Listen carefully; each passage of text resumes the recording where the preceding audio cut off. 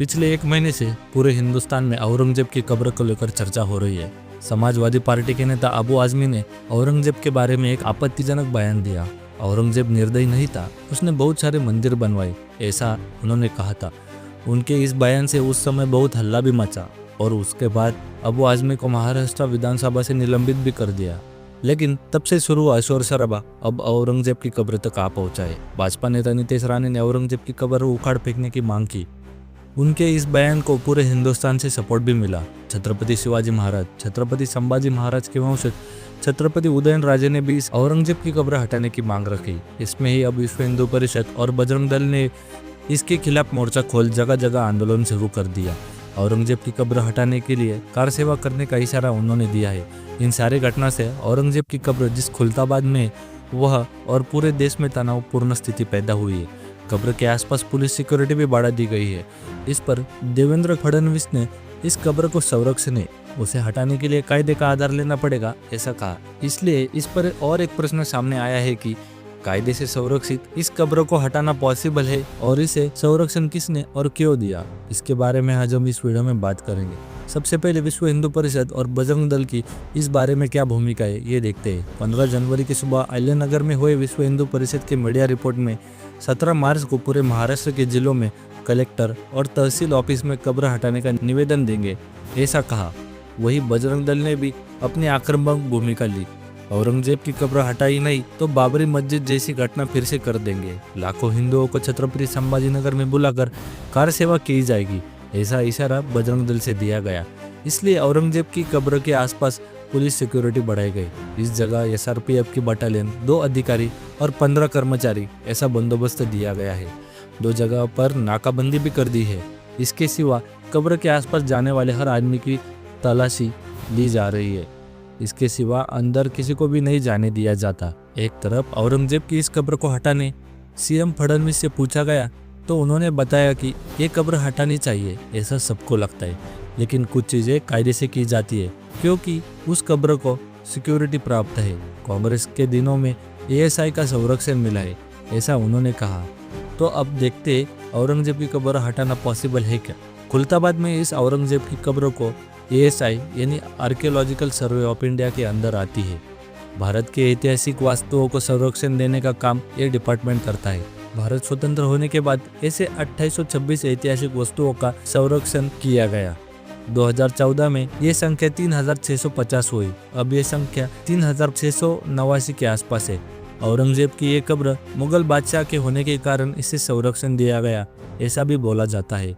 औरंगजेब की इस कब्र को ancient monuments and archaeological sites and remained act 1968 के तहत संरक्षण दिया है। इस कायदे के तहत कोई भी स्मारक जो 100 साल पुराना है वो केंद्र सरकार की परमिशन के बिना तोड़ा या रिनोवेशन नहीं किया जा सकता।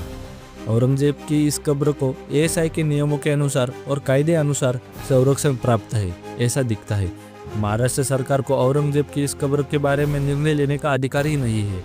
अगर सरकार ने ऐसा कुछ किया तो कायदे अनुसार ये गुनाह साबित हो सकता है। इसलिए CM ने इसके बारे में निर्णय कायदे के अनुसार ले जाना चाहिए, ऐसा कहा। मतलब महाराष्ट्र सरकार इसके बारे में कुछ निर्णय नहीं ले सकती। इसके साथ ही संविधान के कलम 49 के तहत हिंदुस्तान के हर एक ऐतिहासिक स्मारक को कायदे से संरक्षण प्राप्त हुआ है। इसके अलावा कलम 51A के तहत ऐसे स्मारकों को बचाना इस देश के हर नागरिक का कर्तव्य है। अगर किसी ने इन स्मारकों को नुकसान पहुंचाने का प्रयास किया तो उस व्यक्ति को 1958 के तहत ancient monuments and archaeological sites and remains act मतलब AMASRA के तहत शिक्षा भी हो सकती है। शुरुआत में यह शिक्षा 3 महीनों तक जेल और 5000 का जुर्माना ऐसा था, लेकिन मार्च 2010 में शिक्षा को बढ़ा दिया गया है। अब 2 साल की जेल और 1 लाख का जुर्माना होगा। राज्य सरकार औरंगजेब की कब्र हटा नहीं सकती। इस पीछे का और भी एक कारण है और वो है ऐसे स्मारकों को सुप्रीम कोर्ट के तहत मिलने वाला संरक्षण। सुप्रीम कोर्ट ने ऐतिहासिक वास्तु कितने भी आपत्तिजनक क्यों ना हो उसे संरक्षण देने का काम किया है। अयोध्या के राम मंदिर के बारे में निर्णय देते समय कोर्ट ने कहा था कि ऐसे स्मारक देश के लिए महत्वपूर्ण है।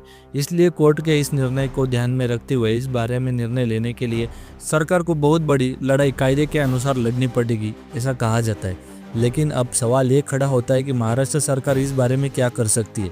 क्या सरकार पुरातत्व खाते को कब्र हटाने की विनती कर सकती है क्या? तो इसका जवाब है नहीं। राज्य सरकार ऐसा कोई भी स्मारक हटाने की विनती नहीं कर सकती। इसका पूरा अधिकार एएसआई के पास ही होता है। अगर राज्य सरकार को लगता है कि एक विशिष्ट स्मारक को संरक्षित माना न जाए तो राज्य सरकार एएसआई को इस लिस्ट से ऐसे स्मारक हटाने की मांग कर सकती है। इसके बाद राज्य सरकार के पास दूसरा पर्याय ये भी है कि केंद्र सरकार को इसके बारे में विनती करना।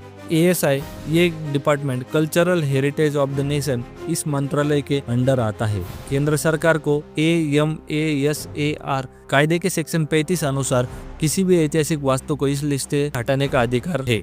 इसलिए जनता की बढ़ती डिमांड के तहत राज्य सरकार केंद्र सरकार को ऐसी विनती कर सकती है, लेकिन इस डिमांड का एएसआई के साइंटिस्ट और इतिहास शास्त्रों से अभ्यास कर अनुमति लेनी पड़ेगी। ये लोग इस स्मारक का रिव्यू करेंगे और इसके बाद इस पर निर्णय लेंगे। फाइनल निर्णय राज्य सरकार और केंद्र सरकार इन दोनों का ही होता है। एक बार अगर किसी वास्तु को इस लिस्ट से हटाया जाता है तो फिर इस पर एएसआई का नियंत्रण नहीं रहता है। लेकिन ये दिखना इतना भी आसान नहीं है। इसे संविधान के तहत कायदे से संरक्षण मिला है। इस लिस्ट से कोई भी नाम कायदे का उल्लंघन करके आसानी से निकाल नहीं सकते। इसके सिवा केंद्र सरकार ने इस कब्र को हटाने का निर्णय लिया तो पूरी दुनिया में भारत की छवि को धक्का पहुंचता है। पूरी दुनिया से इस पर तीव्र प्रकार की टिप्पणी हो सकती है। हिंदुस्तान पर ऐतिहासिक वास्तु नष्ट करने का आरोप भी हो सकता है। अब इसके बारे में केंद्र और राज्य सरकार क्या निर्णय लेते हैं ये देखना पड़ेगा। आपको क्या लगता है, इस देश से कुछ भी नाता न होने वाले और पूरे देश को लूटकर लाखों लोगों की हत्या, धर्मांतरण और मंदिर तोड़ने वाले ऐसे लोगों की कब्र इस देश में होनी चाहिए या नहीं? या फिर ऐसे लोगों की कब्र रखकर इस देश पर गंदी नजर डालने वालों को हमने इस जमीन में ही गाड़ दिया, ये बताने के लिए इसे रखना चाहिए? आपको क्या लगता है? हमें कमेंट में जरूर बताएं। तब तक वीडियो को लाइक और चैनल को सब्सक्राइब भी जरूर करें।